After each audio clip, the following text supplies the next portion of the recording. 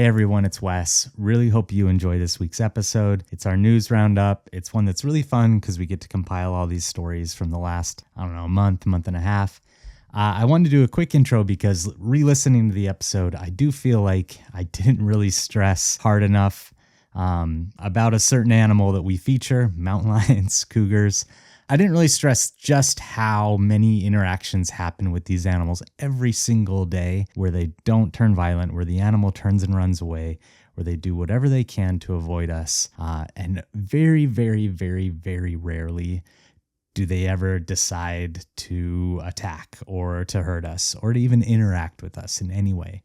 There are thousands and thousands of mountain lions and cougars across the United States, across Canada, Alaska, other places, all throughout the Americas, and they just really don't ever attack us. If they did, if they saw us as a source of food, we would be seeing attacks every single day, and we don't. So I just felt like I didn't do a really good job portraying that today in the stories. Sometimes with these news episodes, it's just so quick from story to story that I kind of forget to talk about that, and it made me think about it afterward. And they're an animal I love so much and that I've been super close to without having any kind of negative interaction. So these are really flukes. These are outliers. And we talk about that today, but then I kind of say, can be an unpredictable animal. And then I try and say that it was predictable. So I just kind of was a little confused when I listened to it. And I wanted to make that clear because ultimately that's the most important thing to me in these episodes. Also, just as always, if you're looking for more content, subscribe to our Patreon or our Apple Grizz Club. It's only $10 a month for the bonus episodes. You can listen to a recent one where Mike talked about how people use turkey vultures to solve a crime, or another recent one from Jeff that was all about bullet ants and how they have one of the most painful stings in the animal kingdom. So again, it's $10 a month. I think you'll see there's a lot of value. You get access to our entire bonus episode catalog. All right, that's it. We'll get to the episode. Thanks so much for hearing me out.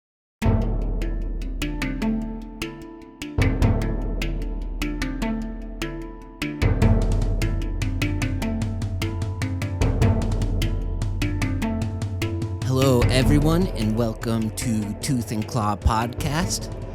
We got our number one guy, Wes Larson. That's me, number one. I'm number one. I voted for you. Number two. You're a couple of everyman, is what you guys are, according to the New York Times. Is that what it said? Yeah. I haven't read it yet. Everyman. Maybe it's just a little April Fool's joke they were playing on us. You're every man combined into one. You have the power of 4 billion men, each of you? Yeah, every man. That's a good superhero idea. I would say, I'm a little better than if you averaged every man together. I think that's a diss. That's some good confidence, too. I like that. You think so? I think there's so. A lot of men. There's a lot of of bad guys out there. There's a lot of good guys, though, too, right? But I don't get me wrong. I'm totally with you there. I think you're more than above average, both of you. Yeah, but, so they dissed us. What but they if say you were to about ask you? Me, I would say I'm below average. They said I'm a wildlife biologist. So that's the only not every man in the world, according to New York Times logic. That's one of the logic. It's a binary. That. Yeah. There's wildlife biologists and then there's every men. Yeah. So, New York Times is really thorough, so you know that they're not. Yeah. I'm not a big fan, actually. Oh, well, there you go. I think I've literally never read the New York Times. So sorry. Have you done the crossword? Oh, I guess that does count as reading it. Yeah, I have. Someone sent us a message that we helped them out with the crossword because there was this animal's scientific name is its name again and is bison. Bison. Yeah, it was its scientific name is the same thing repeated 3 times. So someone else wrote in, told us we talk too much at the start of episodes too. What do we do about that? What do we do about that one? Yeah, New York Times didn't mention that we interrupt Wes way too often about pee. That means constantly. It's fine. Yeah. That person just still is I'm not going to listen anymore. And then the next week we'll be like, hey, listened again, and here's my new thoughts. We're like a drug. You can't quit us. This is someone emailing us? A fecal drug. See, this is why I don't read our emails. I've been having fun. Yeah. Yeah. Well, you guys got anything to report, or should we just launch into our episode?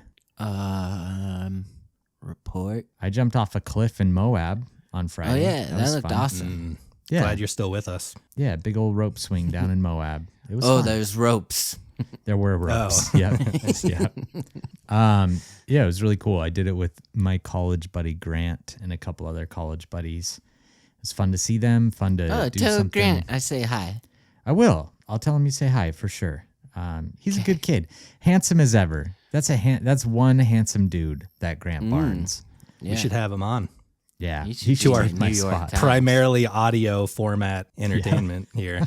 So Although we're on YouTube now, aren't we, Mike? that's true. Yeah. Tooth and Claw on YouTube. Look us up. Basically, all of our main episodes are going up every other week. So if you want some of that. How about everyone that's listening right now, pause, go to YouTube, subscribe to our channel, help us out. Just do it right now. Yeah. Okay. And we're back. Thank you. Unpaused. And I think Thank you so much. Thanks for doing that. Spotify started tracking how many followers you have. So pause again and follow us on Spotify. We're not going to keep talking until you unpause. We want to get it. We want to pass Rogan. That's how pausing works, Wes. Wait, You're back. Can I? Thank you. I just need to play. I don't think we can ever pass Rogan. I just want to play some audio from something that I heard from him. You know what the biggest industry in the world was in 1903? Beavers. Very close. Whaling was the biggest industry. Beavers. I don't think either of them were right either. Like, there's no way whaling was the biggest industry when they were like building skyscrapers and stuff, right? It might have know. been like that's Moby Dick they used whale Has me oil thinking for different. like all of the yeah. I don't know. I love how he Buildings, didn't even probably. say like fur trapping. He just said beavers. Beavers. Beavers. So confidently too. What a great guy. Yeah. All right. Anyways, Launch, Wes. Launch. Yeah, let's get into this episode. So we're doing our news episode. This is honestly, I think it's one of my favorite episodes to do because all three of us get to contribute quite a bit. And we finally get a lot of messages from our listeners telling us to cover recent things that have happened in the news. And we get to those a little bit quicker. You don't have to wait months or years for us to finally pull that story out and work on it. So you guys get kind of some immediate satisfaction, or as immediate as we get when it comes to satisfaction. And some of us much more immediate than others. Am I right, Jeff? I don't know. I don't know what you're talking about. Honestly, you lost me. That lady's going to ride in again. So we Wes this is talks our- about poop more than us, dude. I do. Seriously, it's crazy. I actually had that exact thought today. Like, fine, there's plenty of things you can get at Mike and Jeff for, but when it comes to talking poop, that's my corner. Anyway, we're talking our news stories. It's been a pretty crazy little month and a half when it comes to news stories, especially ones that are pretty impactful when it comes to North American species. Our last news episode did focus solely on Australian species, but we're back to doing the world at large. And I figured I would start us out, if that's okay with you guys. Yeah, that's great. Do it. Okay. All of my stories today have a bit of a theme, and it's one that I've actually been wanting to bring up for a while on the podcast. It's something that I think we need to talk about, and I'm glad that there's a few stories this month that really echo what I want to talk about. And that theme is that as we approach the main outdoor recreation season here in the US, the idea that I'm trying to put across is that while there are a lot of potentially dangerous wildlife that have different behaviors and habits that are often predictable, they also can be totally unpredictable. So I kind of stumbled there a little bit, but the theme that I'm getting at this week is just that no matter how much we talk about animals, no matter how much information we give you guys to prepare, you do need to realize that no animal is going to behave the way it's supposed to 100% of the time. And that even if you think that you know everything about an animal, it can be unpredictable. Just like in humans, like there's individuals in the human population that will act completely outside of the norms, and that can happen with animals too. That's too long for a theme. Can I help you out? Yeah. Animals are unpredictable is the theme Animals- of yours. Animals can be unpredictable is the theme Okay. of mine. I was think trying more to put often than together not- an acronym of the 400 words you strung together, Yeah. but that was More a little often than unwieldy. not, they can't. Well, I wanted to really. No, that Yeah. it was great. You did a great job. More often than not, they are predictable, but they can be really unpredictable. So we're going to start with a really tragic story. So I'm just going to kill the vibe right off the bat. Oh, wow. But I do think this is the main one that's happened the most recently that's been referred to us, and it's about a mountain lion attack in California. So on Saturday, March 23rd, Talon and Wyatt Brooks, who are two brothers from El Dorado County, speaking of Grant Barnes, that's where he's from, California, Handsome guy. decided to head in the mountains and do some shed hunting. Talon is 21 and Wyatt is 18, and the two brothers were about as close as brothers could be. They Shed spent a lot of hunting, time. too, for everyone. Oh yeah, Some people probably don't know. It's like looking Yeah. for antlers that fall I off don't. of deer or elk. Oh, there you go. good now catch, I do. Jeff. So they're really, really close brothers. They spend a lot of their time bonding and recreating in the great outdoors. So they're fishing, hunting, looking for sheds, riding bikes, just kind of doing everything they can to be outside. And they often would hike with firearms, but on the 23rd, they decided to leave their guns at home because the youth turkey hunt had just started in the area. And because they were both adults, they didn't want any game wardens to think they were out hunting turkeys illegally. So that's why they left their guns at home. They're walking down a dirt road in the forest when an animal they had always had on their minds when they were in the woods stepped out of the shadows and onto the open road. It was a mountain lion. So Talon and Wyatt were really experienced in the outdoors, especially for kids 18 and 21. And as a result, they'd heard plenty about mountain lions and what to do in an encounter. And they knew that the big cats were really elusive and shy, and they expected it to immediately run away. But when it turned toward them and approached them, they started going into what they had learned to do. So they both started, well, actually, why don't you guys tell me, if a mountain lion starts approaching you in the woods, what kind of stuff should you start doing? Be big, loud, and aggressive. Throw Try to stuff get a rock before it gets too close to you. before Yeah. it gets the rock. Yeah. Yeah, if you do pick something up, you want to do it so you don't completely bend over, because that to them can be like Keep, a sign like, for them eye to charge in. contact. So like Yeah, a huge rock that comes up to your shoulders. No, I don't think that would work either. But you guys are right. Just being loud, aggressive, make yourself as big as possible, convincing that cat that you're not going to be easy prey or that they shouldn't investigate you any further. So that's exactly what these brothers did. They got really, really loud, and Wyatt even decided to throw his backpack at the cougar, which is really smart because he wouldn't have to bend over to grab that. But it did not deter this mountain lion, and rather than running away, it charged at the two men. So it jumped on Wyatt first. It knocked him to the ground with the force of its pounce, and it immediately started biting at his face, trying to get its teeth around his neck. Talon, seeing his little brother on the ground, fighting against this mountain lion, really didn't hesitate, and he immediately ran over and started kicking Did and you hitting say the how cat. old they are? Yeah, so Talon's 21, Wyatt is 18. Okay, thanks. So he didn't hesitate. He immediately runs over and starts kicking and hitting this cat as it's tearing into his little brother Wyatt. And this lion's now fighting two people. It releases its grip enough for Wyatt to kind of wrestle his way on top of it. And as he does that, it begins tearing into his midsection with its claws.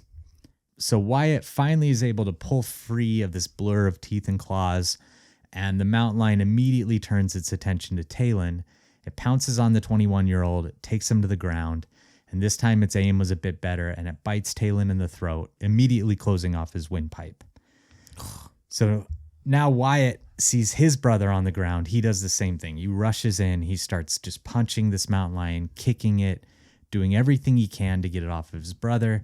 And even though he had these really deep lacerations on his face and a really scratched up abdomen, he's just doing whatever he can, and it's just not working at all. The cat's not budging. It's not releasing its grip on Talon. So finally, after a little bit of doing this, he realizes he needs to change tactics. And he pulls out his phone to try and call the police, but he doesn't have service. So he runs up the road to a place where he thinks he's going to have service, and he does. He calls the police, and then he's not far from their vehicle. So he hops in their vehicle and drives it back, thinking, okay, I'll push the mountain lion off of Talon with the vehicle. But when he gets back, the cat and his brother are gone. Oh, Wow. So he goes back to where he meets up with some officials, some cops. A friend of mine's brother-in-law was actually like a firefighter that was called in on this. Oh, wow. A few different people. There's were there a for fire this. too, huh? I don't think there was a fire. I think they were just kind of rallying the troops. And some medics come and treat him. They take him off to a regional hospital in Placerville and then a larger hospital in Sacramento where he ends up getting reconstructive surgery for these big lacerations on his face and neck. But meanwhile, while he's being attended to, the deputies and these other local officials go looking for Talon and the mountain lion. It doesn't take them long to find blood and then the lion, which is crouching near Talon, who's lying motionless on the ground. So these deputies don't know if he's dead or not. They don't want to start opening fire on this mountain lion because they're worried they'll hit Talon, and they don't know if he's alive or dead. So they kind of fire their guns off to the side, and it is enough to scare the lion off of Talon. And then when they approach him, they realize that he had succumbed to his injuries. He was dead, unfortunately. Oh, man. It's a long time to be with the lion. It is. Yeah, it is. And if they brutal. get you in the neck, you just, you really don't have long. So then they had some trained dogs come in. They picked up the scent of the lion. They chased it. I guess it only took like 40 seconds for them to tree it.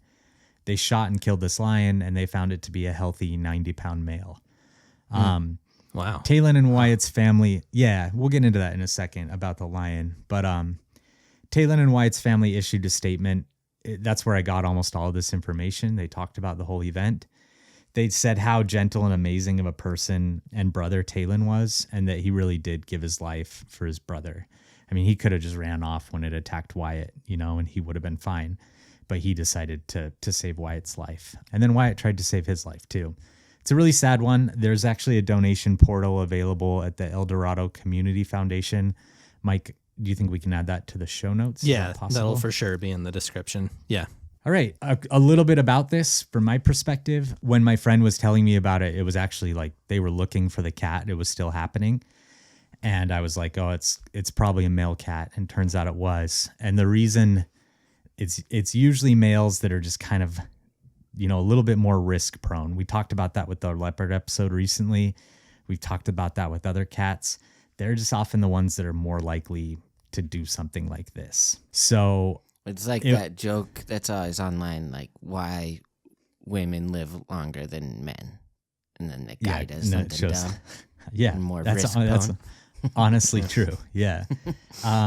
Anyway, I think when you hear about this thing, you think, oh, this cat must have been injured or hurt or whatever. We've talked about this recently too. My guess is that it was a younger one. They said it was healthy, no really big injuries on or anything.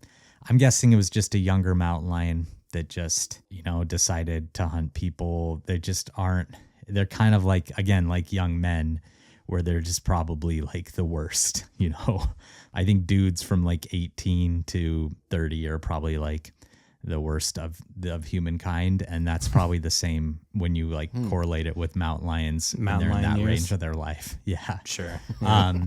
They're just, again, they're like they're more risk prone. They're more just likely to engage with something that is a potential threat rather than be really careful and cautious.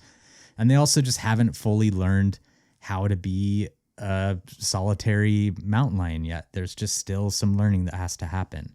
So that all those things combined can lead to them being a little bit more dangerous than like a female or an adult male or something like that.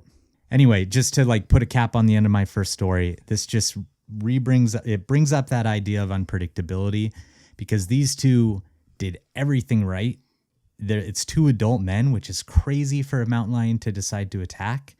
And they didn't run. They didn't do any of that. They were loud and it still went for one of them. And so I think the main thing that I took home from this is why deterrents are so important. Like they almost brought their guns, but they didn't. But also like just bring a can of bear spray then. Is that legal in California? It is, yeah. Okay. It's just not legal in Yosemite. I'm obviously not saying that like Yosemite might, I think it is. Yeah, Yosemite is, I think, how you usually say it. I'm not saying that toward them. Like, I don't go hiking with bear spray every time I go in the forest. I do in grizzly country, but not around here where there's plenty of lions. So I'm not blaming them at all. I'm just saying if you are nervous and you do realize that you might run into an unpredictable animal, bring a can of bear spray. It'll help you feel a lot more confident. It'll give you that extra edge that you may need if you meet an animal that's very unpredictable. Sometimes finding the right supplement can be really hard. I think there's a lot of different products out there. If you go to the supplement aisle at your grocery store, you're probably going to see hundreds, if not thousands, of different supplements. And it's always been really important to me that I take really high quality supplements that actually work. Otherwise, you're just wasting money. And that's why for years, I've been drinking AG1, because unlike a lot of supplement brands, AG1 is constantly searching for how to do things better. They have 52 iterations of their formula and counting, and their team is always trying to find better ways to source, test, and they aim to find the best quality ingredients available. So they really are just constantly putting in the work to make sure that AG1 is as high quality as possible. And the thing that I really like about AG1 is just how simple it is. You can replace a lot of different supplements like multivitamins, digestive aids, immune support, and you get it all just in one scoop that you can make every morning. You mix it with water, it tastes good, it's healthy, it's good for you, and it gives you a nice healthy burst of energy too. So I love it. I know you guys will love it too. If you want to replace your multivitamin and more, start with AG1. Try AG1 and get a free 1-year supply of vitamin D3 plus K2 and 5 free AG1 travel packs with your first subscription at drinkag1.com/tooth. That's drinkag1.com/tooth. Check it out. All right, who wants to go next? I'll go. I have one that I just added an animal into the story because it didn't have an animal. Okay. That's Interesting new approach. Didn't think we'd have to do that this early, but Yeah. No, I got some weird ones this time, but they're quick. Let's keep it sad, though. I'll do a sad one first. Wes, what do you think of when you think of something flying into buildings in New York City? it's a pretty loaded question. I'm going to say little songbirds just to like keep my feet out of the mud here. Yeah. And Mike, what do you think of when you think of herpes? standing all the way back on this one. Herpes? Yeah, I don't want to talk about herpes or I'll answer it. Cold sores. Yeah, I think a cold sores. Well, Flaco the Eurasian, or is it Eurasian owl? Eurasian eagle owl.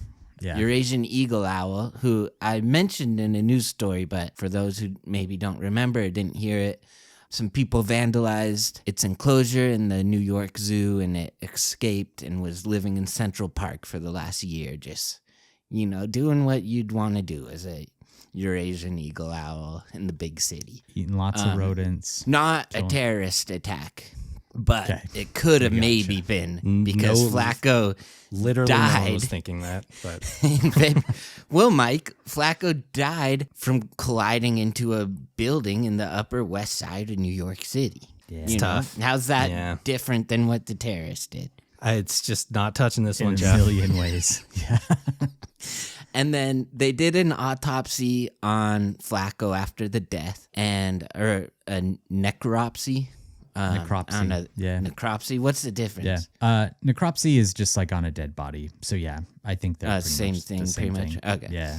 And they found that Flaco had herpes. How would Flaco have herpes? Probably eating like pigeons and stuff. Yeah, I guess pigeons have a lot of herpes. Yeah. I don't know how they got it. Kissing? Just unprotected pigeon sex. For all you Kissing people Mike with herpes Tyson. out there, you don't have to fly into a window. There's a life out there to live still. Yeah, plenty of people have it. Don't worry about it. And We'll worry about it, but just take care. Yeah. Yeah. Be also considerate of others. had 4 different types of rat poison found inside of it from eating rats. Whoa. I guess probably found dead rats, I would guess, and ate those, like rats that died from the rat poison. New York City is no place for an eagle owl, is it? Yeah, and that's what's interesting is like, Forget about it. I was one of the people who was just kind of like, well, I don't care what all the scientists say. That's pretty cool that there's just an eagle owl in New York City. You say that a lot. Yeah. Yeah. I don't care what the scientists say. Obviously, I was wrong because Eurasian eagle owls aren't ready for New York City herpes. No, it's kind of And like they War of think- the Worlds when those Yeah. aliens show up and then like our diseases just immediately kill them. that's kind of what happened to a pristine Eurasian eagle owl that went in our biggest city. So people are kind of thinking like all three of these factors are what killed Flaco. Like Flaco probably wouldn't have flown into a building had it not had herpes or rat poison. Or had mankind not built buildings. Again, just encroaching on their territory. Or had people not let him out of his enclosure. That's what I was going to ask. Was it so last we heard from Flaco, there was kind of a big debate as to whether he should be left free or not. So was he free all the way up until this moment? Like he was just flying around the city? There was big efforts to catch him, but they couldn't recapture him safely. So they finally just left him. And then he gained like a really big fan group of people that would go to see him in Central Park. So much so now that there's people saying like, oh, we should let all the eagle owls go around the country. There's like activist they need groups. a new one now. And I just want to stress how bad of an idea that is. Like, this is the end for an owl like this. I just want to stress that he had a good enclosure. He had good care. He had good food, everything provided to him in the zoo that he needed. And he lost all that when he was let out. And then he died. So just remember that the zoos know what they're doing and they're taking care of these animals. So you're just dooming them to a bad existence if you let them out. It's funny because, like, I mean, in the zoo, people didn't really care about this owl. But once it was free, it became like a celebrity, right? Totally. And then they had a big memorial on 104th Street, which was supposedly Flaco's favorite site. And it said, this is from the New Yorker. It said that there's a little child in a blue jacket who was crying, and that like people were getting text messages saying sorry for your loss. This lady named Cheryl Checkman said that this morning I felt like I lost a friend. And Checkman was still like saying this 1 year of freedom was better than Flaco staying enclosed. It's like, no, it got diseases right away and like went crazy and flew into a building. Like zoo enclosures, like most animals are doing better than like most people in zoos, you know? Jeffrey Ward, a listener of ours, was a big fan of Flaco. Yeah, but he was very adamant that it was a bad situation and that they needed to recapture it. And I was like, Jeff, you're wrong. And he was right. He was right. Takes a big man. He's a better Jeff than you, I guess, on this topic. Yeah. And I'm just going to throw in one more because all of mine are pretty quick. So that's all I got on Flaco. This is one that didn't have an animal involved until I put one in the story. Okay. So on February 14th, Valentine's Day, a couple was not doing too good because Marquise Jackson got called the police called on him because his girlfriend said that he had stolen her car, and then he was like sending her pretty threatening text messages and just, you know, not being very romantic on Valentine's Day. Right. So we've all been there. Police officers, we're generally negative about them on our podcast, I'd say. I just want to say, like, before we get negative again, there are a lot of like police officers who I think their real goal is to keep people safe. So to those guys, like, thank you for that. And like people with family who have police officers and they cared just about making a better community, you know, you should be proud of them for that service. I'm going to put that out there. But this guy, you should not be proud of. The officer they called was Jesse Hernandez. He came, he put Marquise, I'm going to go with Marcus in cuffs and put him in the back of in his patrol car. And then he was like walking by the car and he heard a gunshot, did like 3 rolls on the ground, said, I'm hit. 3 combat rolls? Oh yeah, he was There's rolling. video of it. That's and overdoing then he's like in the road just yelling like, I'm hit. And then time passes and he's like, well, you know what? I think I feel all right. I'm good. And then they find out that there was never any shot, and they go through his body cam footage, and an acorn had fallen onto the patrol car. And he just heard the acorn hit the car and did 3 barrel rolls and started shooting at the car. Luckily, Marcus was like unharmed, but like he was just sitting in there. So my guess is a squirrel dropped the acorn on the car as like a prank. Good guess. There's like literally dozens of animal stories out there, and Jeff has to create one out of it. But you know what? Fine. This story was crazy though. Maybe it's not crazy. Maybe it doesn't work for this episode because, but I don't know. I had it saved and I just wanted to talk about it because it's so crazy. And the audio is really funny if we want to put it in. Shots fired! Shots fired! Shots fired! Shots fired! But All right. Mike, you got any stories? I got a couple. They involve real animals that exist.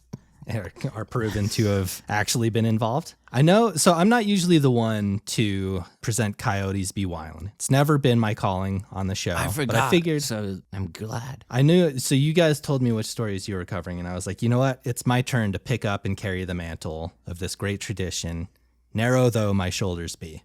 So, the title of this story is A Coyote's Last While. Oh. This comes from the Warwick Beacon's online site. It was written by Rory Schuler. And like all great stories, this one begins with a small prologue. So on a recent Thursday earlier in 2024, a dog walker was attacked by a coyote on a small street in Scituate, Massachusetts called Peep Toad Road, which just sounds like a Mario level to me. It's really a great does. I've great never name for a really road. understood what prologues are. Like, it's just like part of the book still. Yeah, but Yeah. it's like kind of, it's like before the like main story of the book. Right. So they make it a prologue. Like at the beginning of Lord of the Rings when Galadriel's talking all slow. That's a prologue, kind of. Exactly. You know. Okay. We're not really getting going until Bilbo's blowing smoke with Gandalf, but we need a little bit of setup. Gotcha.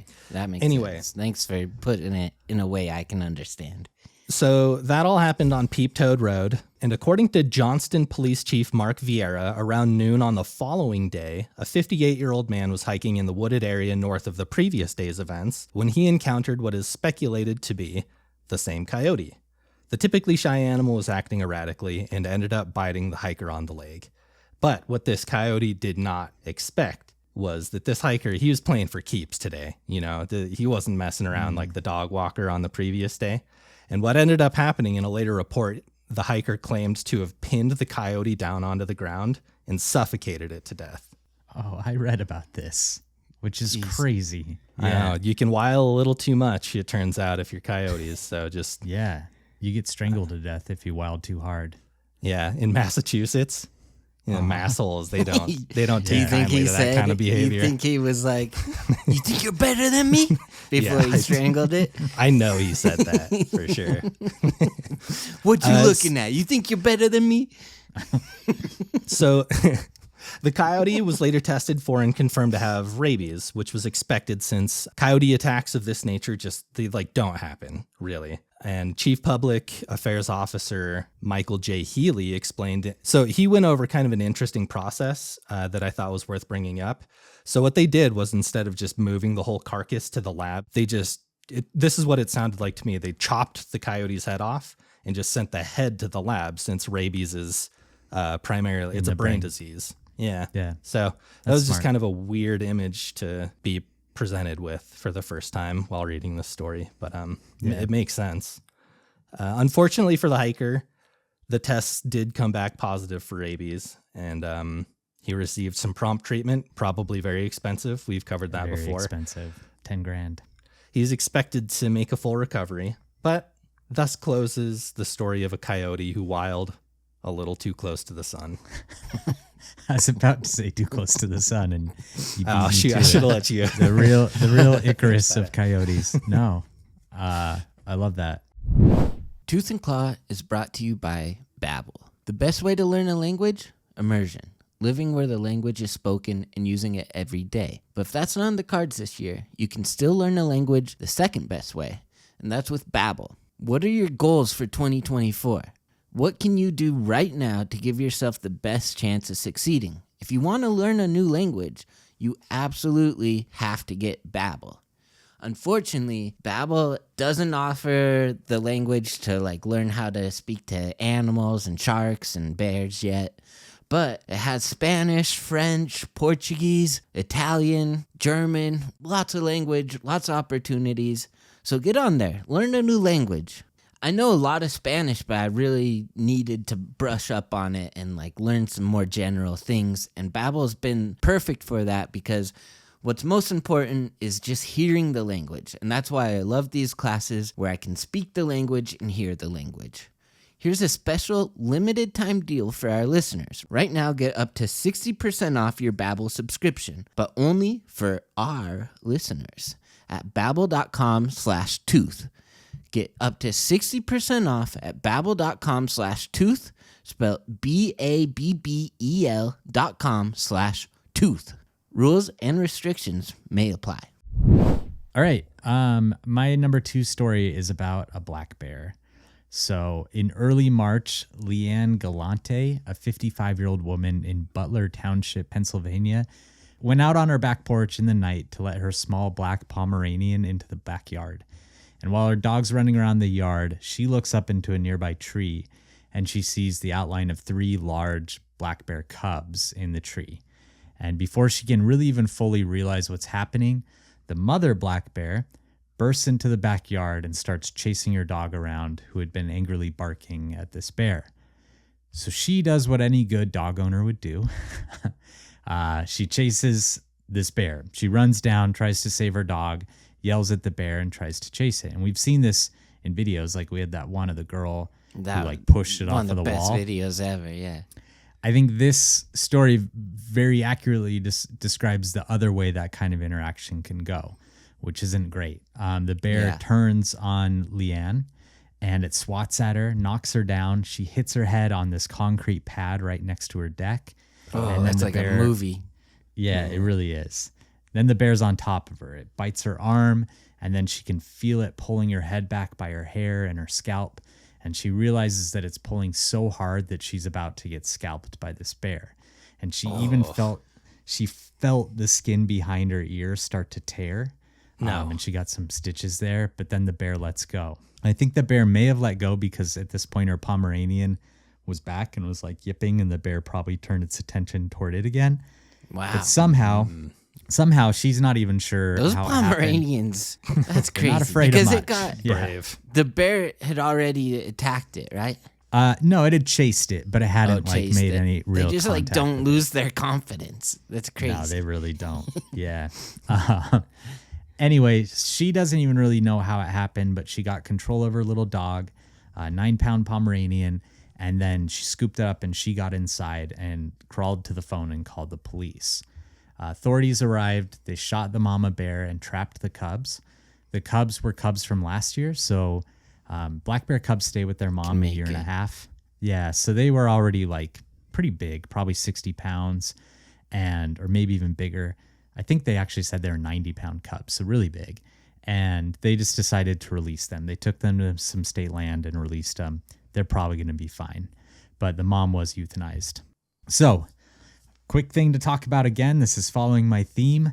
Yes, we've talked about how black bears don't usually cub defend. I actually don't think that's really what was happening here. In some of the photos I saw for this article, she had a bird feeder that was completely destroyed. I think this mama bear was getting at that bird food. The dog interrupted it. It got pissed at the dog, chased the dog. She interrupted that, and it just turned its attention toward her. So I do think like the two factors that led to this, I think, are the bird feeder and the dog. I don't think she would have been attacked had either of those things not been in the mix. But it's an unpredictable animal. This is an animal that can be very unpredictable, and that's what happened in this situation. I do think had she just tried to yell or throw things at it rather than run in and try and save her dog personally, she probably wouldn't have gotten messed up.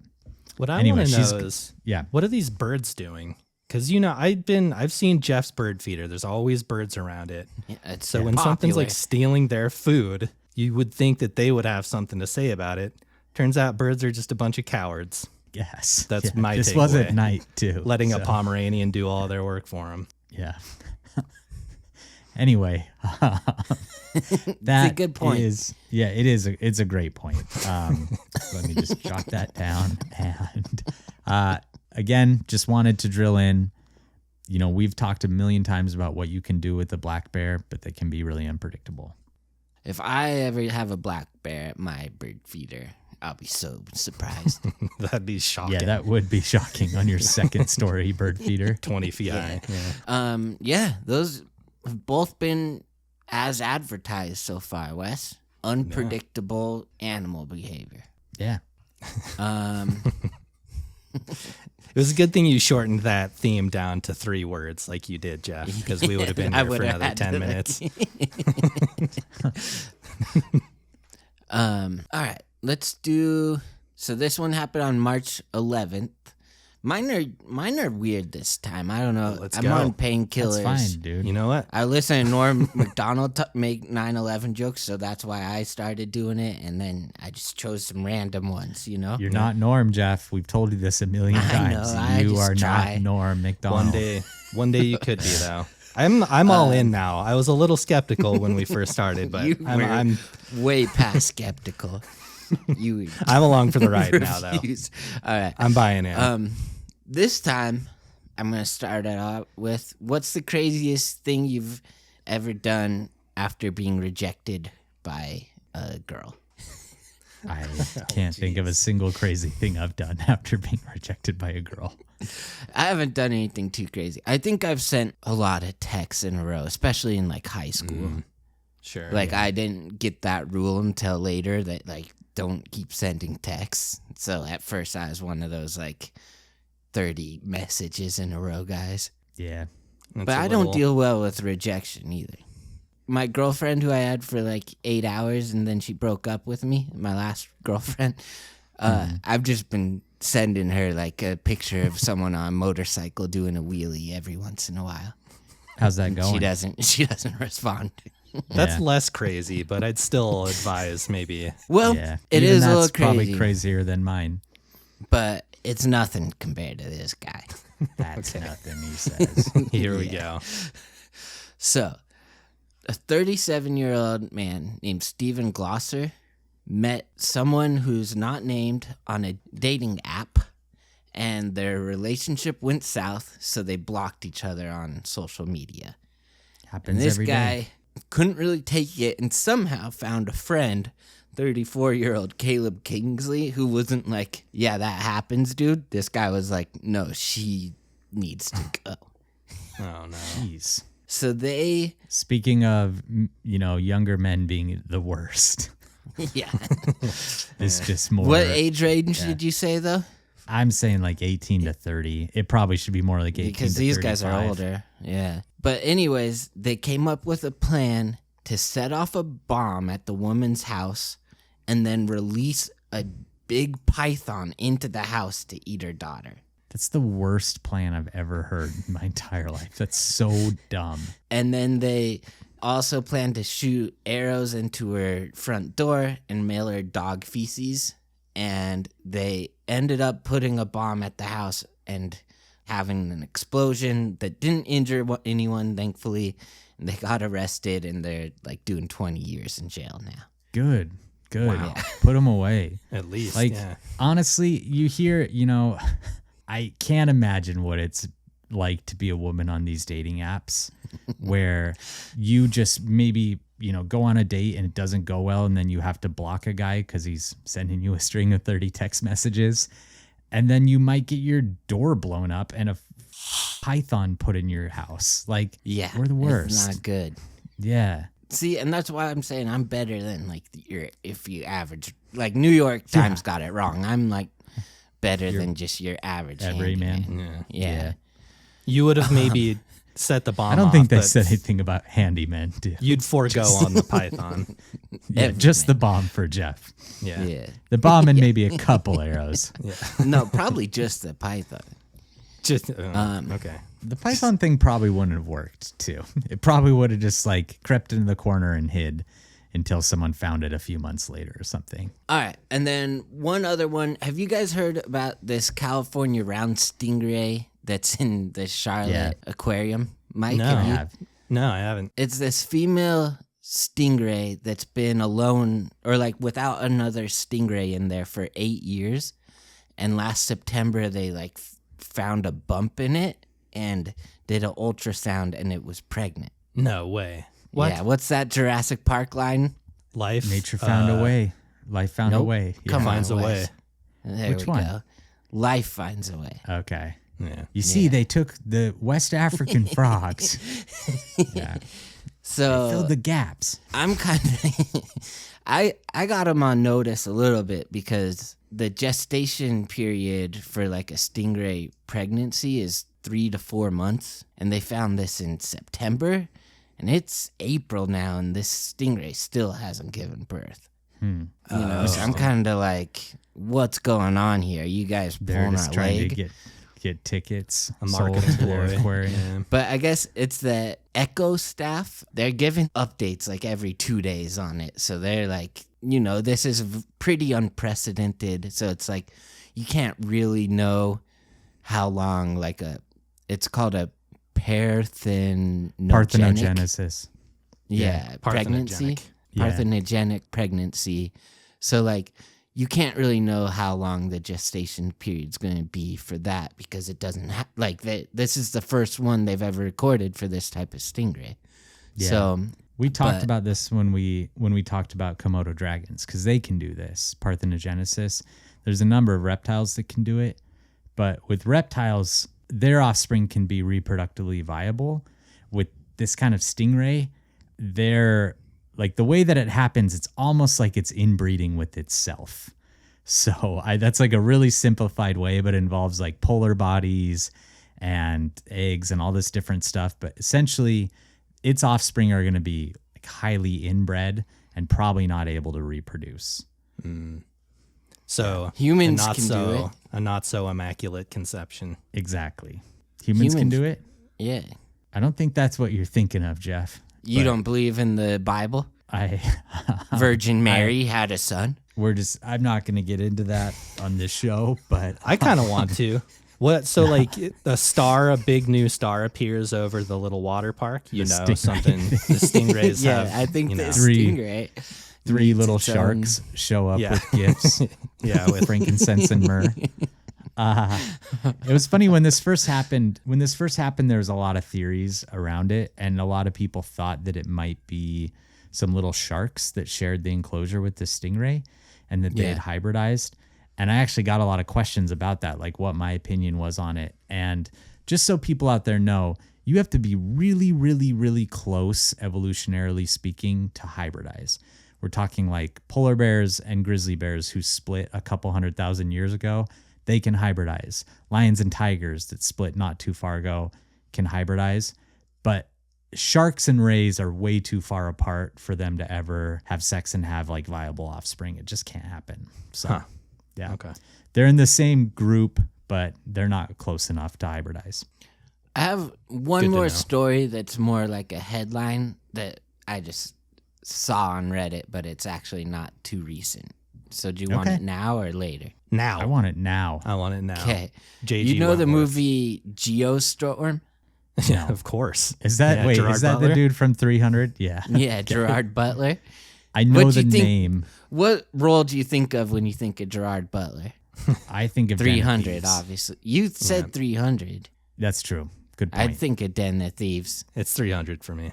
But anyways, I saw this Reddit post that he went into anaphylactic shock while anaphylactic shock while shooting Geostorm after being injected with the venom of 23 bee stings. Interesting. And then What? yeah, so he had like heard that it helps with muscle aches and he was feeling beat up from the stunt work on the movie. So he like contacted this guy to come, like he's like, let's try it out. And the guy came and then supposedly he gave him 10 times the amount that he was supposed to. So he had to go to the hospital. So then Gerard Butler got out of the hospital and he contacts the guy again. He's like, hey, let's try it again. And like injected himself again and just had to go like right back to the hospital. So, That's but you know what? ridiculous. You never trick him 3 times with injecting yourself with bee stings. Fool me once. No, he probably went for the trifecta. Let's just do a little bit Maybe he less figured this it time. out in the end, yeah. Got the real Goldilocks spot of bee sting But injections. I just thought that was a funny story, and I didn't know when else to tell it. Hope you recovered, Gerard. Recent 6 years ago. Recent can be, you can stretch the definition of Okay. Yeah. current events. For sure. I think he's then. doing all right. Yeah. It's no secret by now that I love Element. The other night, actually, I woke up parched. You know that feeling when you wake up in the middle of the night and you're so thirsty? Well, I had a big thing of Element right next to my bed, and I just guzzled it. It tasted better than anything's ever tasted, I swear. I was so thirsty and it just really hit the spot. And I think a big part of that is just because you do get so hydrated when you drink Element. Because healthy hydration isn't just about drinking water, it's getting water and electrolytes. And it makes a lot of sense because you lose both water and sodium when you sweat. So both need to be replaced. But most people only replace the water. Why is that? It's because since the 1940s, we've been told to drink 8 glasses of water per day, whether or not you're thirsty. And you really don't need to drink that much water. You need to drink water plus electrolytes. And that's why Element is so great. You're getting the water and the electrolytes. You get sodium, potassium, magnesium, which get you feeling and performing your best. Plus there's 0 sugar, no artificial colors, and no weird ingredients that are going to hold you back. Plus it tastes great. I love the kind of salty sweet taste you get from Element. So Element came up with a fantastic offer just for us. Go to drinklmnt.com/tooth to get a free sample pack with any purchase. That's drinklmnt.com/tooth. Mike, you got any more? I do. I have one more. So this is about hyenas. Africa News reported on this one. So a pack of hyenas in Kenya, which is where we're going, one of our trips coming up in August. I just want to strike a little bit of the fear of God into our travelers, So a pack of hyenas in Kenya have been getting into it with the student body of Kenya's multimedia university lately. One of the victims was a student named Kevin Mwenda, whose run-in with the hyenas on a road that borders the Nairobi National Park resulted in him losing his thumb. So no more thumb for Kevin. That's the important one. So he can't watch a movie and give 2 thumbs up anymore. Right. He could do prosthetic. First thing he thought of. How am I going to review movies? Stars? That was 1 thumbs up, but I would give it 2 if I could. Yeah. My movie reviews are all going to be one of 2 things from now on. Yeah. It's either it's a pass. It's more of a pass fail now. It's either. Yeah. So this came after a 10-year-old's death to a hyena that happened just this past January. So there was some unrest already kind of building up in the community. And it really took off not too long after Kevin's encounter with this pack of hyenas, or at least with this one hyena that he came into contact with. Enter Anthony Pasha, who was in the forest close to his home gathering firewood when he was approached by some hyenas. When one of the hyenas began its attack, Anthony dropped his firewood and made a run for it, but the pack quickly caught up to him and dragged him down to a nearby stream. Oh, shit. And after hearing the shouts of another student, Anthony's brother, who happened to be nearby, ran towards the riverbank, not knowing exactly what was happening quite yet, but he knew that whatever it was an emergency. But by the time he got there, it was already too late. His brother Anthony was found dismembered and dead on the bank of the river. And later a team from the Kenya Wild... He lost his thumb. That was Kevin. A different person. This is a different guy. How's that how you lead it? I thought we were just going to have a fun story about someone losing their thumb. Sorry. And now I didn't want. I should have died. I should have been like, Jeff, I'm going to talk about a guy and then I'm going to talk about a different guy is what I should have led with. My bad.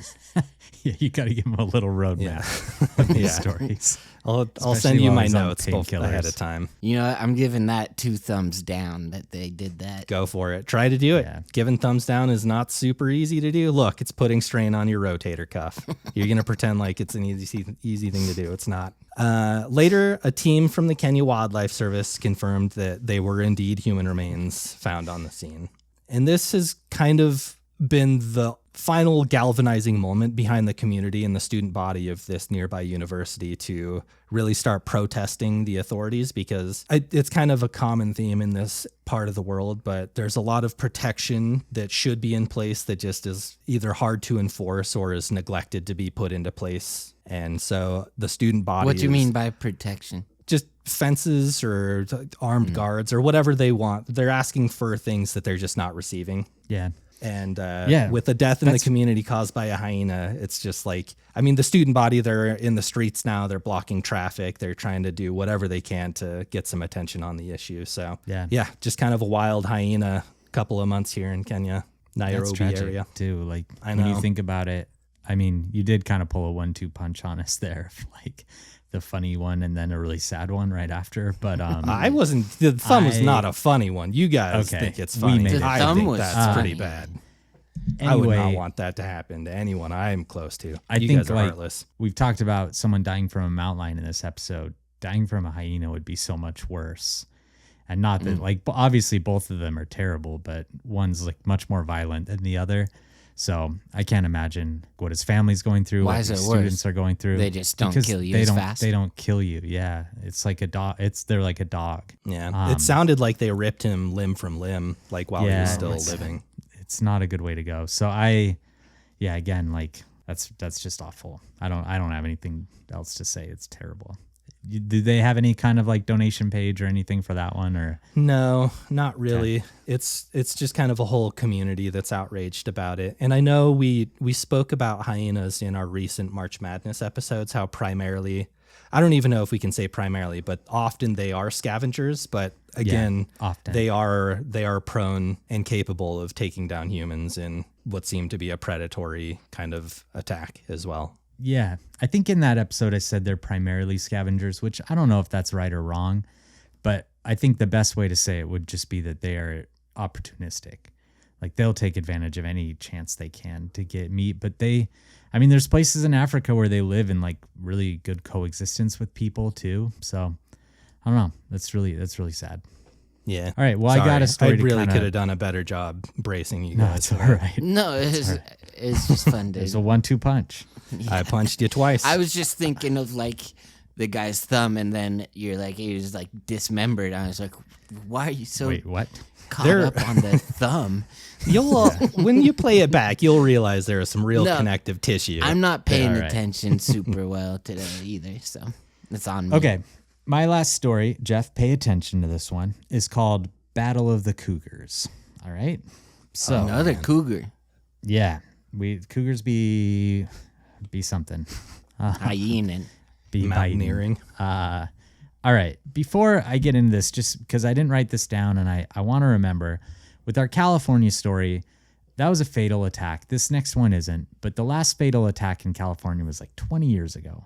This really doesn't happen that often. Cougars, they've been in the news a lot lately, but let's just try and remember as we talk about these stories that we're encroaching on their habitat.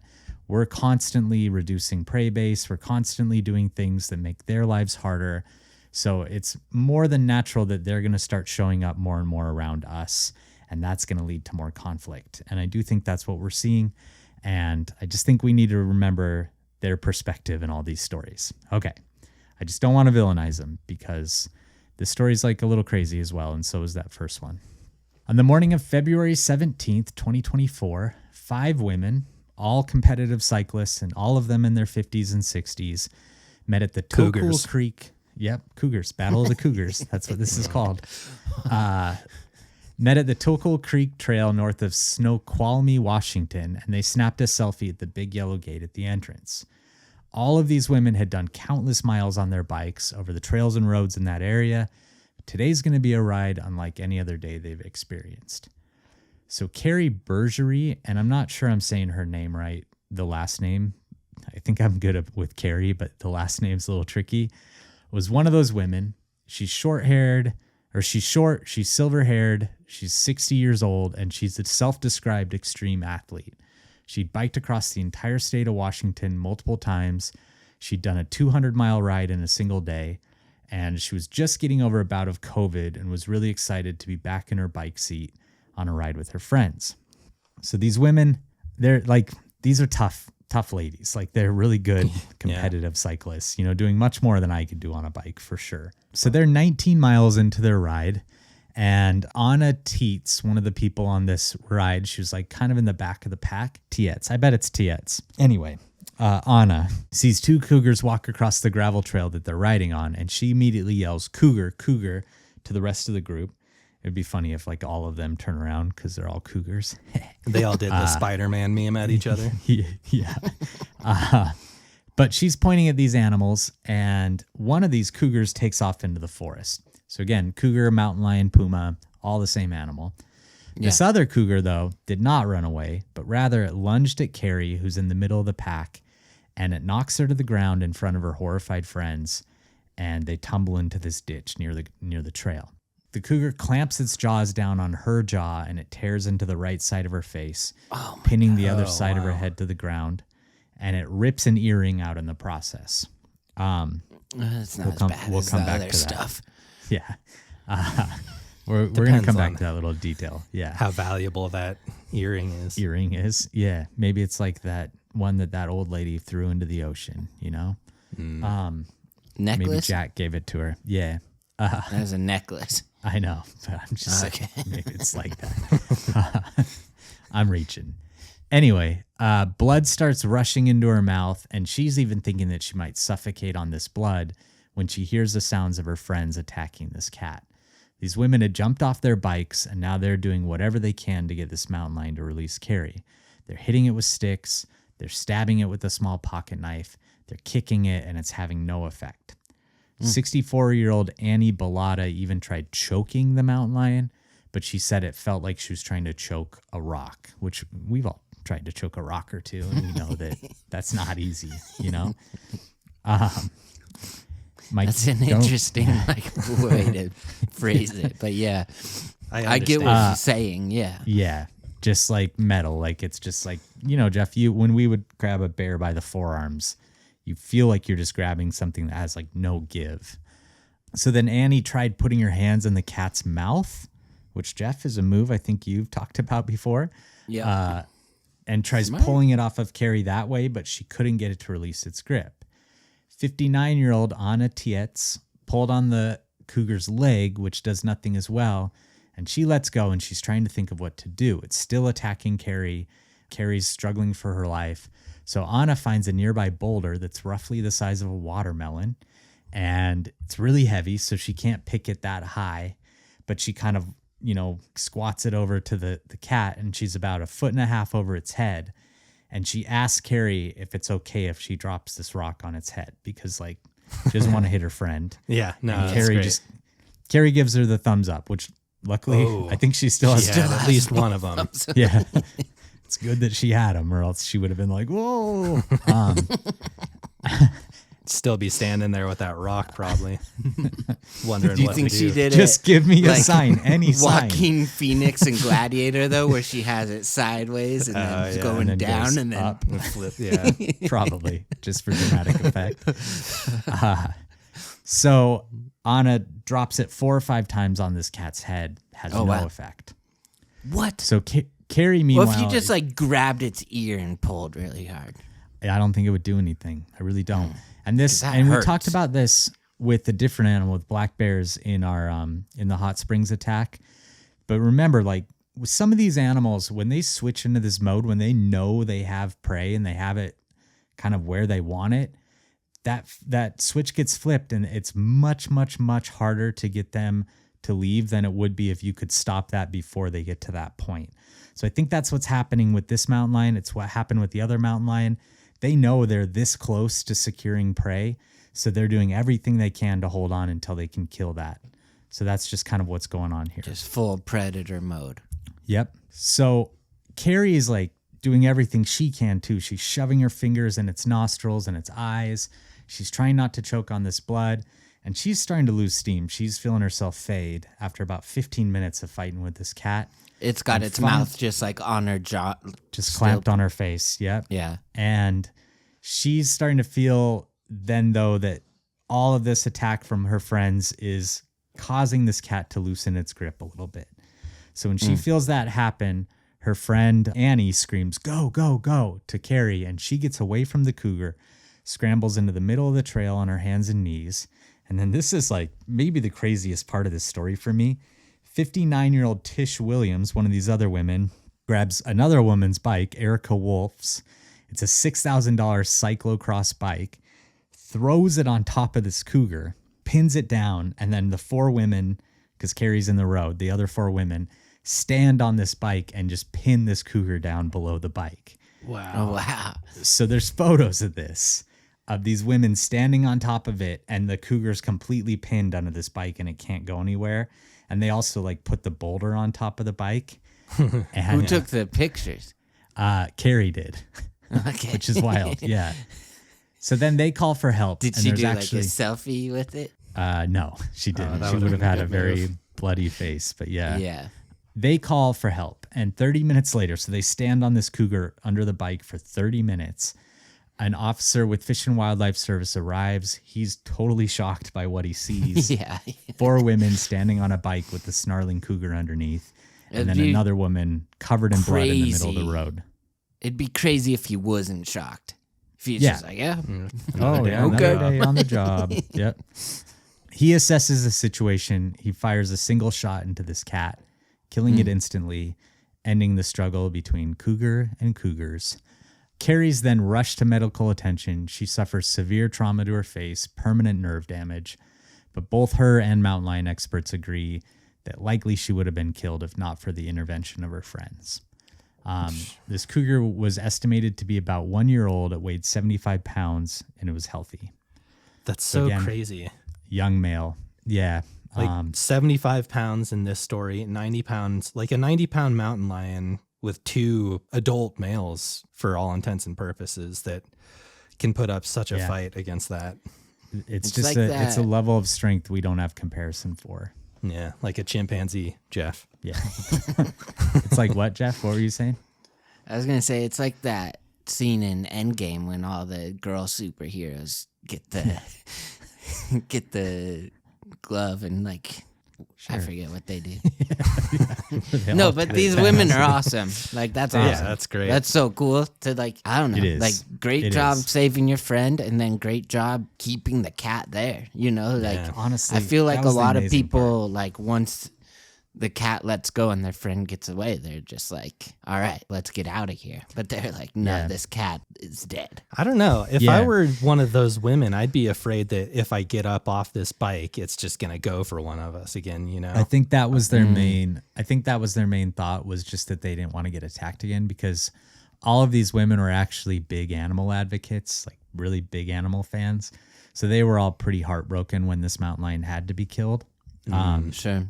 But That's crazily, one of the Fish and Wildlife officers asked Carrie if she had lost an earring in the fight. She said that she No. had, and then the officer gave her the earring that they found in the cougar's stomach. No So way, she it now- swallowed it. Yeah. Yeah. So she now wears it with pride as a reminder of this fight for her life That's cool. and her friends that saved her from this cougar. There's a GoFundMe that we'll link to for her recovery. So you guys have a couple options if you want to help any of our victims in the stories today. And once again, this is an unpredictable circumstance. A young male cougar that decides to attack 5 adult women. That's outside of typical behavior for this animal. It's very hard to predict, and it just cements what we teach on this podcast, that no matter how much you know about animal behavior, there's no set rules that work 100% of the time. There's a lot of nuance to these kind of interactions, and that's why a deterrent is so important. It just gives you that tool that can be a lifeline when you find yourself in one of these situations. So bear spray would be a great tool to have in these kind of things. There's other things too, but bear spray is really what I try and push, just because it's so easy to use and so effective. Samurai sword? Yeah, possible. Sure. You know, if you're I say if you've got one, why not? Taranaga or whatever his name is. Yeah. You have to carry 2, which is kind of hard, but Yeah, Do you it think- does seem hard, but they do pretty good with it. yeah. You think there's any small part of that woman whose bike got thrown was like, did you have to throw my $6,000 bike? Serious. That's what I It's an thought. interesting detail. You know, Yeah. 1% Did the bike of get her brain, ruined? maybe. No news on the bike, but Maybe But part of that's that probably what the GoFundMe. GoFundMe Included now. how much it costs. Yeah. Yeah. Yep. Interesting. Yeah.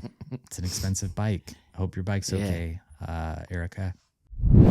Did you know that your temperature at night can have one of the greatest impacts on your sleep quality? Yeah, I knew that. Oh, no, I'm not supposed to answer these. Okay. If you wake up too hot or too cold, I highly recommend you check out Miracle Made's bed sheets, inspired by NASA. And temperature is a huge thing for me going to sleep. And honestly, I love these sheets. I don't know how, but I'm always the right temperature. And here they tell me how. It's called self-cooling properties for better quality sleep. Using silver-infused fabrics. That's hard for me to say. Inspired by NASA, Miracle Made sheets are thermoregulating and designed to keep you at the perfect temperature all night long. Miracle sheets are luxuriously comfortable. That is my best one yet, without the high price tag of other luxury brands, and feel nice, if not nicer than sheets used by some 5-star hotels. They're honestly, like, I've spent a lot on sheets before. Like, these ones aren't that expensive, and they're my favorite sheets I've ever had. So go to trymiracle.com/tooth to try Miracle Sheets today. And whether you're buying them for yourself or as a gift for someone, if you order today, you can save 40% and use our promo TOOTH at checkout, and you'll get 3 free towels. Miracle is so confident in their product, it's backed with a 30-day money-back guarantee. So if you aren't 100% satisfied, you'll get a full refund. So you could just make 100 email addresses and just get new sheets every 30 days. But you don't need to, because these ones feel new the whole time. Upgrade your sleep with Miracle Made. Go to trymiracle.com/tooth and get the code TOOTH to claim your free 3-piece towel set and save 40%. Again, that's trymiracle.com/tooth to treat yourself. All right. That's it for my stories. You guys done? Yeah, I had one that I forgot to do, but it's just that the Groundhog Phil, I learned a little about him. He had some, well, it's really a funny way to write it too. The Washington Post put out that Al Pacino, when he was 83, welcomed his 4th child, which is insane. Mick Jagger, when he was 73, had an 8th. And then Puxatawny Phil became a father for the first time when he was 138 years old. Wow. Just so everyone knows, that actually wasn't one groundhog. Puxatawny Phil is not 138 So that's what I was going old. to say. Well, he is, but like The title? not That's like really. hundreds of, it's like 80 different groundhogs that they've I gone just through. learned this with Puxatawny Phil. They pretend that it's like been the same groundhog the entire time. Right. But it's They not. like to say that he's immortal. They've It's done a like the bad job weirdest pretending. tradition. Well, especially Bill de Blasio, like the New York mayor, dropped one on its head and it died. That's right. And then he was resurrected Old on Blasio. Easter. He emerged from the tomb and said, I am But risen." yeah, so Phil and Phyllis had a baby. Yeah. Good for them. All right. Great. Good for them. Yep. Okay. All right. Let's get into our categories. You guys ready? Yeah. Let's do it. We don't have many because Okay. we had a lot of news stories. So I want you guys to tell me an underrated thing about spring. Something underrated about this beautiful time of year. I got one. Yeah. I'm ready. Did you prep us for this question? I did, but it's did. all right. You're My on bad. painkillers, my dude. Yeah. I'll figure something out. My underrated got one. thing is Easter candy. I think there's a lot of candy that comes out throughout the year for different seasons. I think for me, by far, Easter has the best candy of any season. More than Halloween? Oh, yeah. Halloween candy is just normal candy. What about just the ones that you and Mike are obsessed with? What the Candy corn? Candy corn. Yeah, that's the only thing special that comes out at Halloween, I feel like. What special comes out at Easter? Cadbury eggs. Cadbury Oh, eggs. all there's those tons. There's cream- like these little like Reese's Peeps. Pieces eggs that I like. There's Peeps. It used to be those There's Starburst jelly. Well, those have been just year round for a while now, but they No. used to be an Easter thing. Starburst jelly beans? Yeah, I can't find those are them year round. I think Oh, those they're are year year round now. But they got their start at Easter though. I think the amount of stuff that changes in the candy world at Easter is more so than any other holiday, outside of maybe Christmas, but I just prefer Easter candy to any other candy. So there you go. The other little Cadbury eggs, the little mini ones, you know? Yeah. There's Robin lots of them. eggs. Robin eggs, personal favorite. How can I forget robin eggs? That's my favorite. I wouldn't let you. Okay. All right. That's my underrated thing about spring. Yeah, no, I really just enjoy not needing heating or air conditioning. Yeah. Shoulder season weather. I just turned it off, and like my apartment gets a little too cold, I'll put on a sweatshirt inside and I'll be fine, you know? And it's just kind of fun just like having it all off and being comfortable. I'll go with the April showers that bring me flowers. I'm a really big fan of rain. I know a lot of people kind of can't stand it or feel at least ambivalent towards it, but I love it. It's my favorite weather. Sprinkling showers or heavy rainstorms, I'm just all the way in. I love the gloomy clouds and stormy skies. It's just beautiful to me. Puts me in like a really oddly good mood. I have like a weird bounce in my step. I'm running up and down the stairs like I used to be able to. It's great. Yeah. It feels like new life, you know? Yeah. All right. Let's do something that you recommend this week. Any kind of media or whatever that you recommend for the week. Who wants to go first this time? I'm loving Shogun, but I did that last time, so I'm gonna go. I'm really sad that it got canceled, but I'm really loving Breaking Point on Netflix. I just love tennis, and it's been sad for me because I've always like Nadal's maybe like my favorite athlete to follow and watch, and he's just kind of done. I think maybe he has 1 or 2 runs left in him, but I've been having a hard time picking like a new favorite tennis player, and I think this show has helped out a lot. So yeah, I like Great it. show. You have a new guy? I have a couple that are in the running. I think I like what's his name? Alcatraz? It's not Alcaraz. Alcaraz. Close. I like his game the most because it reminds me of Nadal, and they're both Spaniards, but like they both just like go so hard for every point. And then for Americans, I really like Tiafoe and Fritz. Okay. Cool. Mike, I'll you recommend a wanna go next? movie. Yes. Yeah. I recently saw Late Night with the Devil. It's I want to see that. horror movies just don't really do it for me unless they're super creative and fun. And I feel like Late Night with the Devil is doing some really interesting new things. It was a really fun movie, great performances. David Malchian, I don't know how to pronounce his name. Great actor. Kind of felt like a small evolution of the found footage idea. It's not exactly that, but it just felt like a really interesting twist on a way to tell a horror story. It was really Possession fun. Horror. Yeah. I want it to was see great. it. Almost felt like mine's theater, kind of. I got 2 things. I know I'm breaking my own rule here, but my first one is the music of Steve Lacy, an artist that I really have liked recently. I think an artist that a lot of people got into a few years ago, but he just puts out some really good music that, you know, sometimes when you get that like song that you just love and when you listen to it, you just feel like more alive and cool and stuff. That's how I feel listening to his music. Sure. And then I also am going to say the Alien Romulus trailer. I am so excited for that movie. And I didn't think I would get this excited for another Alien movie, but that trailer it feels like a horror movie. And the director, Fede Alvarez, the director did the remake of Evil Dead, which is one of my only horror remakes I've ever just truly loved. I absolutely love the 2013 Evil Dead. What about Terminator 2? So underlooked. Terminator 2 is not a remake so much as a sequel.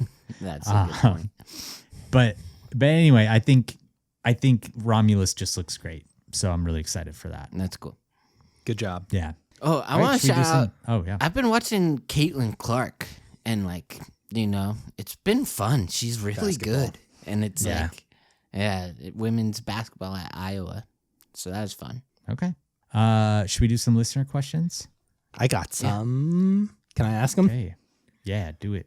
I'm going to ask this one, if that's okay. Should I ask it? Are these subscriber ones? These are from subscriptioners, like Jeff calls them. This is from Taylor. My mom's dog recently had his leg amputated, and it made me wonder if a bear could successfully survive in the wild after having a limb amputated. What do you think, Wes? Is this something that has happened, or would it be just completely out of the question? It has happened, yeah, and Oh, really? they can. I think this speaks to kind of some of their behavioral differences from some of the true predators that we talk about. Because, and I don't think a polar bear could survive, but I think our black bears and grizzly bears could, because they can just kind of switch to foraging and eating different types of food and still survive. But if this were to happen to a mountain lion or a wolf, it would die. So that is often kind of why bears are a little bit more likely to get in these tussles, because they can get pretty injured and still be okay. Whereas if you injure a mountain lion to that level, it's a death sentence. There's So, that bear in New survive. Jersey that was just walking legs. upright all the time. No, it had all four, okay. but it'd walk upright all the time, and it just looked like it was a member of the neighborhood. Gave me the willies. But then I don't like it. it probably had a hurt hand or something. People Yeah. said so, but I don't know. I love Tom's that's told a me cool some bear. stories. Yeah, it was. Tom's told me some stories of bears that he saw with just pretty brutal injuries, like broken legs, all sorts of crazy stuff, and they still survived. So they can. Yeah, it's a great question. Should I ask another one? I'm gonna. This is from Missy. Yeah. Let's say You're it's one a for snowy one. evening and you're in for the night in a cozy cabin. We do this Sounds once a year wonderful. together. Yeah. At least once. Wolves howling in the distance, deer elk cuddled up under nearby trees, a grizzly bear awakes from hibernation, breaking down your door, etc., etc. What is your go-to meal? So your cozy cabin, night in the cabin, go-to meal. I have a really good time with the charcuterie boards that we always get when we go up there. Just It's a little good pick. meats and cheeses sampler with some crispy crackers. And I really like hot cocoa with those weird fake little marshmallows. Yeah. Really big fan of that. I think if I could have my ideal cozy cabin meal, it'd be a really good homemade potato soup with some cheese and bacon in it, and then a biscuit on the side with some butter and honey. That's what I would want. And then a nice big glass of something something tasty. I don't know what. Water. Yeah, sure. I tend to just Cut drink water all that mostly. other stuff and just have it be something tasty is Wes's Something answer. tasty. A nice big glass of something tasty. Mine's something tasty as well. Yeah, it's a good answer. The s'mores is just probably my basic answer, but I just love a good s'more in cabins. It's hard to you can beat. do a good s'more. It's hard to beat a good s'more. Yeah. Makes you want All right. s'more. That's I think that's why they're called that. You figure that out, Wes, just by yourself. S'more That's and great. s'more of that delicious treat. All right, one last question. This one's from Aiden. A little bit of a preface here. I was in Jeff's expensive fantasy league and made a bet with him that if I beat him in a head-to-head, he would have to answer my question on an episode. But alas, I lost. But since I'm the one in Don't charge of answer asking this questions, question, Jeff. I'm not in. Yeah, I'm what leaving the it up to hell, you. Mike? but Wes and I can What carry did the he weight. have to do? Oh, he had to watch One Piece or something. So, Jeez. jeez, that's a lopsided bet. 500-hour commitment. Yeah, for okay. one question. He asked a few different questions. I just picked this one. So he can't remember which episode it was, but you were deciding which animals would play which instrument in a band, and no one said that a bass should play the bass. Real missed opportunity there. What would you pick if you were picking an animal to play the bass in a band? How would a bass play an crocodile. instrument? I guess It's- it could it's use its wordplay. fin like a pick. Yeah, slap bass with its fin. I don't know why I always picture it being a crocodile, but I just feel like a crocodile would play the bass. Yeah. Don't ask me why. No, Yeah. I like that. It does feel right. Because Yeah. bass players, Or an I don't alligator. know. For some reason, I always envision them as being kind of tall and loopy and a little slow. Cool. Yeah. Cool. Yeah. Like So wearing like an sunglasses. alligator crocodile with sunglasses for sure. Yeah. Or an ox, John Entwistle from The Who. Sure. Giraffe. Yeah. How about that? Yeah. I don't Giraffe think there's is a any good wrong one. answers here. Giraffe with a necktie, but up at the top of the neck. Yeah. Where would the neck that. strap go, at the base or the top of its neck? It could have That's that what I was base saying, slung at the real low. top. Oh, I thought you said necktie. Oh, I did say necktie. I see what you're saying. I think we're saying the same thing now. We're not, but I'm on board now. Okay. Also, what do you guys think of the March Madness with the listener version? Disagree with a lot of the picks, but I think they you still know, just went big animals. They didn't care about 200 Yeah, pounds. I think they just kind of looked at those photos and were like, "Oh, orcas beat eagles or whatever," Yeah. you know. So yeah. We got orca versus tiger probably in the final. Tiger, I think, is fine. Tigers Sure. are just good predators. Orca, so are orcas.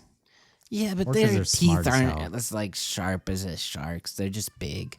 No, but I would have picked an orca for our underwater. Well, you're dumb. Yeah, There I'm we not, go. but Settled.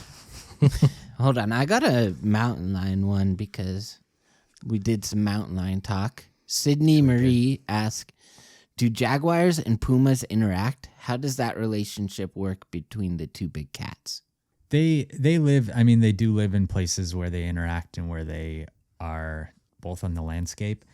But I think, from what I understand, pumas avoid jaguars because jaguars are quite a bit bigger and they could kill a puma if they wanted to. So it's kind of like the same relationship you'd see between black bears and grizzlies, where one of them is a lot more kind of cautious about running into the other than vice versa. Richard 312 asks, top 5 favorite sports movies. I don't know if I could do all 5. Yeah, let's just name a couple of our favorite. I think boxing always does well. I like boxing movies. Like Rocky. There's like Yeah. 5 in there, even Creed. I like the first Creed. I like Hoosiers is a classic to me. I know some people think it's maybe a little slow and boring. I love Miracle, the hockey movie. I've never Man, seen that it. movie's so good. You haven't seen it? No, I need to watch it. It is really Yeah. good. You'd hate it though. It's kind of about America and stuff. Yeah, that is hard for me these days. I really like Rudy. Really? Yeah. Okay. I've always liked Rudy. Just because Samwise? I just remember really liking it. But, it's probably been 30 years since I've seen it. So, Yeah. In real life, I guess he's kind of not as good of a person. okay. it I don't like portrays it him. anymore then. I like the take it back. actual Rudy guy. Yeah. That's too bad. I like I Talladega like Remember Nights quite a the bit. Titans a lot. Talladega Nights is a good one, yeah. I feel Happy like Gilmore, I'm missing... Oh, that's a great movie. Creed. Air Bud. Oh, Red Line. That's not a good one though. You guys won't like that one. Jericho Mile is a really good movie. It's Michael Mann's first movie. It's like a straight-to-TV movie, but it's just like a prison movie about someone who's really fast at running the mile. I really liked $1 Million Baby too. Really? Yeah, I did. Yeah. Ugh, that movie makes me feel bad, which it's kind of supposed to. It did its job well. I'm never gonna. What's your watch it favorite again, though. boxing movie? Mine? Yeah. Rocky. Rocks. First one? Yeah. I think either Rocky 1 or Rocky 4 are my favorites. The one where America wins? Yeah. Oh. My communist brethren. Dude, Rocky 4 My is so comrades. great. Just Rocky like 4 is pretty easily my favorite. All of I love the it. people, he fights in Russia and all of the Russians start cheering for him. Chanting for It's him. amazing. All right. I think that's good. We spent a while on that one. All right. Well, thank you everyone for submitting news stories. Thank you for submitting questions. Thank you for listening.